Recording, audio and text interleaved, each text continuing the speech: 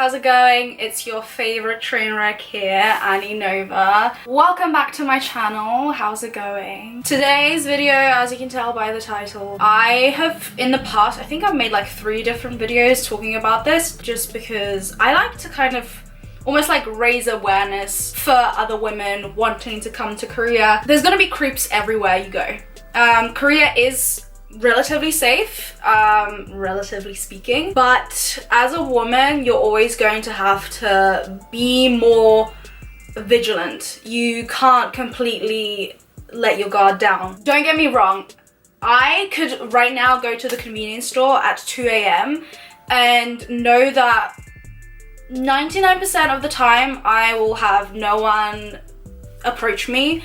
I will have no one, like, I don't have to be scared. I genuinely don't feel scared walking at night, which is so nice and so different in comparison to the UK, for example. But at the end of the day, creeps are everywhere, and in a homogenous country such as Korea, you are going to stand out and you are going to attract weirdos. I hear stories of girls having almost like this false sense of security, and just the other day I heard a story of a girl was approached on the street by a guy and she didn't think anything of it and gave him her number, and he ended up like stalking her. So there's just different things you have to look out for, like cultural things, cultural norms, and all of that. I happen to stand out, obviously, even when I'm wearing a mask. My skin, people can tell that I'm not Korean. And also I'm like a giant, so I stick out even more. There's times when literally no one cares, no one looks at me, no one talks to me, and like months will go by. And then all of a sudden, all the creeps find me in the space of like a week or 2 weeks. So I don't know what it is. I was walking to, I think I was getting groceries or something, and I have my earphones in. It's literally 2 p.m. I'm minding my own business, walking down the street. Out of nowhere, this guy comes up to me and starts speaking to me in Korean, and I take out my AirPod and I'm like, what? How do I not be mean? Like, you could tell he wasn't like very hygienic. His hair was greasy, he was very sweaty. Now thinking back, I'm pretty sure he was like running after me, that's why he was so sweaty. But he was like panting, and when I started listening, he was asking me for like my phone number and asking me what my name was and stuff like that. Whenever that happens, I just default to English, and I'm just like, I don't know who you are. And most of the times, especially if they don't speak English, they will get put off because they can't talk to you. So I just pretend like I don't know what you're saying, I don't know what you want from me. I just walk off. I keep walking. I've made it very clear that like body language, I was like, no thanks, no, bye, and I walk off. Tell me why 10 seconds later I hear like his little flip-flops that he was wearing going flip flop flip flop flip as he's running after me, and he tries to stop me again, but I just keep walking. And guys, bear in mind, I'm 5'9", so my like leg wingspan is very large, so like I take very large steps and I walk very fast, but to me this is just my normal pace. So this guy is like flip-flopping next to me, trying to like keep up with me, and he's like looking at his phone, and then he's like, you are very beautiful. This guy went on Google Translate, typed in how to say you are very beautiful in English, because he said it in English, and read it out. And I'm just like, what world do you live in where you think, well, I'll tell you why his mindset is like that in a second, but in that moment I was like, what world do you live in where you think that a girl's just told you no thank you and walks away, and you think the best way to approach the situation rather than walking away is to tell her you are beautiful? Like, yeah, oh my god, he thinks I'm pretty, I'll totally give you my number even though you're running after me on the street. In his mind, if you compare, for example, music videos in Korea versus music videos the West is a lot more open when it comes to sexuality and showing your body, right? So when people see that here, they think, oh, well, all Westerners are very loose and are just like up for it all the time. And that's why a lot of the time I do get men thinking that they can come up to me and talk to me. And keeping in mind, in Korean society, this is not normal. When I told one of my Korean friends, like, I get approached on the street, she was horrified, and she was like, that literally happens to me like once a year by like some weirdo.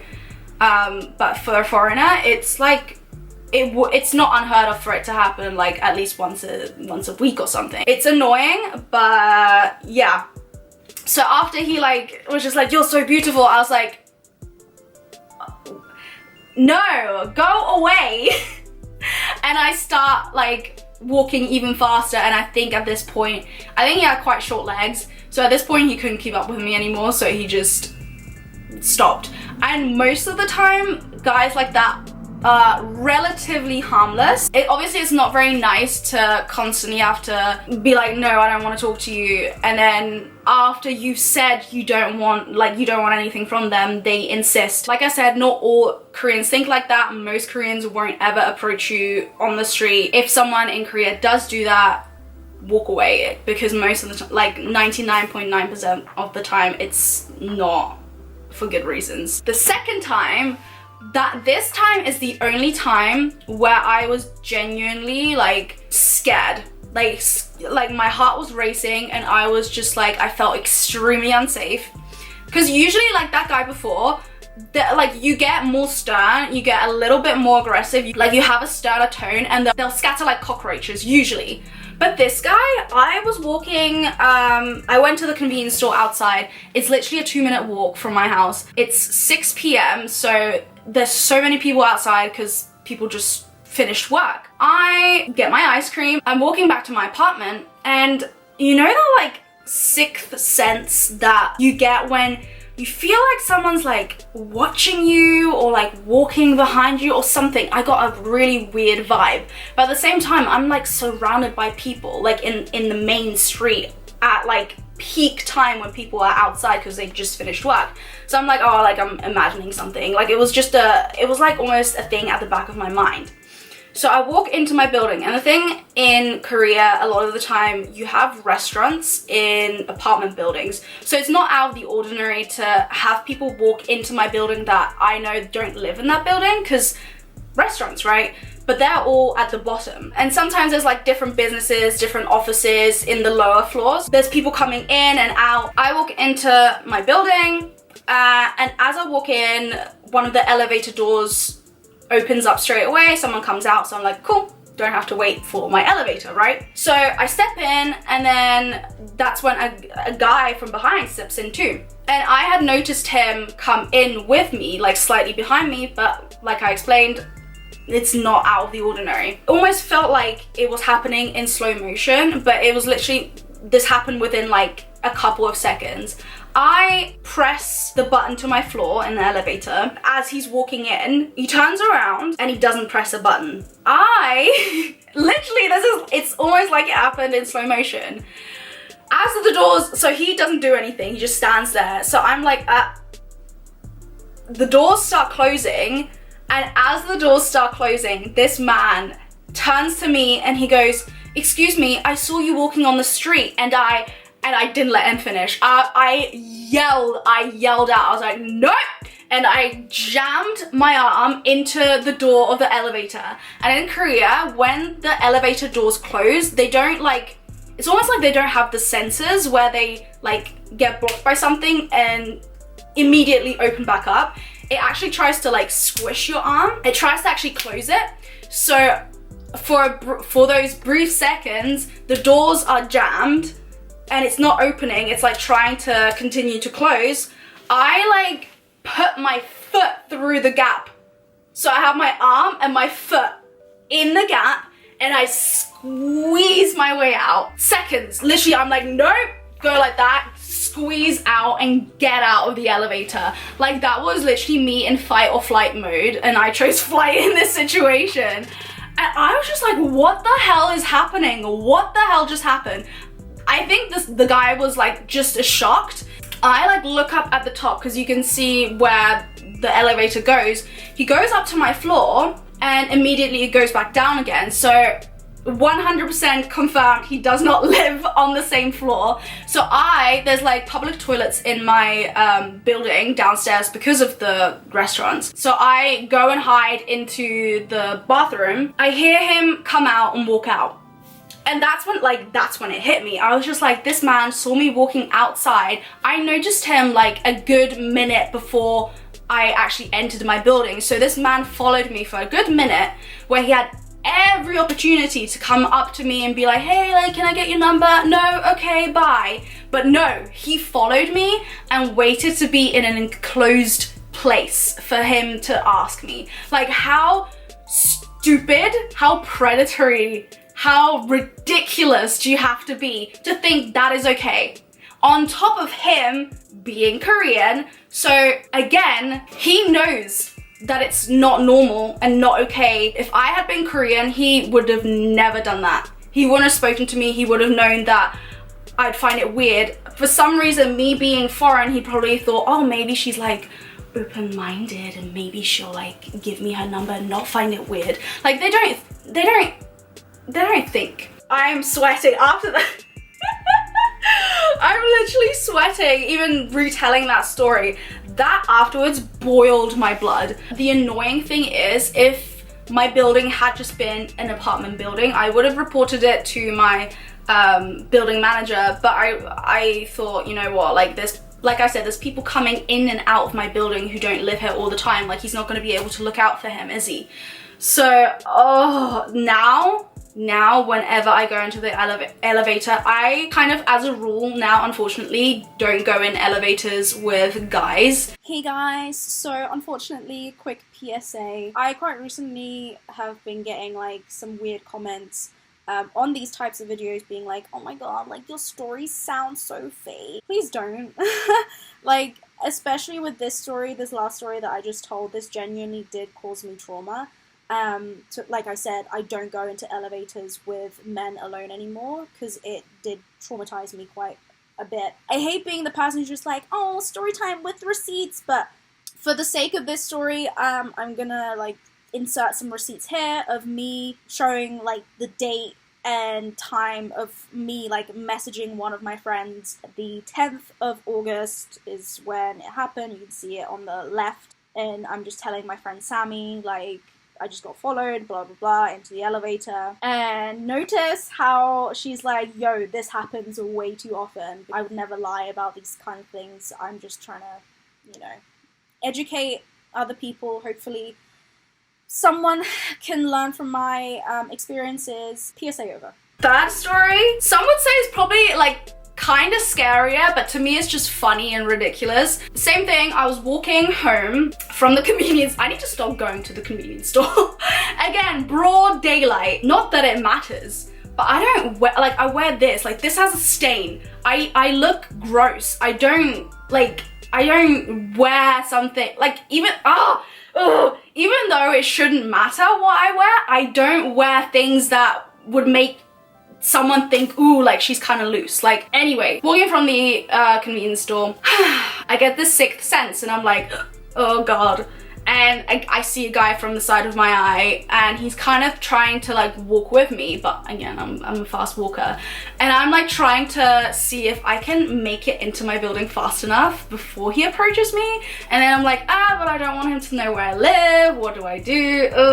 But before I can do anything, of course, he's like, hi, excuse me.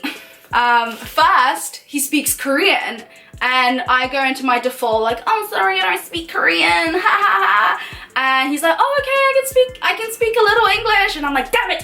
So he's like, oh, I saw you walking and I just think you look very nice. Actually, I'm gonna tell you what I wore. I wore a hat and I wore a mask. You could see my eyes. That was it. You look very nice. And I'm like, yeah, thanks, haha. And I try and keep walking. At this point, I made the decision that I'm gonna just loop around a different building so he doesn't know where I live. So I walk past my apartment and he's like, oh, where are you from? What do you do here? Blah, blah. And I'm like, no, thank you. Please, no, thank you. And he's like, no, like, blah, blah, blah. He keeps talking. Like, he manages to have like a good conversation by himself for like 2 minutes as I'm walking. I'm just like, okay, well, I haven't been able to shake him off yet. I resort to my last resort and I'm like, oh, I have a boyfriend. Oh, that's okay, we can be friends. We can, like, I can teach you Korean, blah, blah, blah. And I'm like, huh, no, my boyfriend teaches me Korean. He goes, oh, so you like Korean guys? I fucked up.